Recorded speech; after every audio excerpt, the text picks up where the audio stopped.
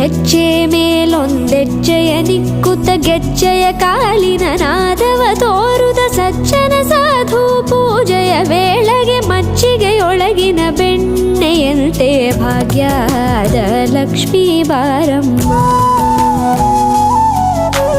ಹೆಜ್ಜೆ ಮೇಲೊಂದೆಜ್ಜೆಯ ನಿಕ್ಕುತ್ತ ಗೆಜ್ಜೆಯ ಕಾಲಿನ ನಾದವ ತೋರುದ ಸಜ್ಜನ ಸಾಧು ಪೂಜೆಯ ವೇಳೆಗೆ ಮಜ್ಜಿಗೆಯೊಳಗಿನ ಬೆಣ್ಣೆಯಂತೆ ಭಾಗ್ಯದ ಲಕ್ಷ್ಮೀ ಬಾರಮ್ಮ.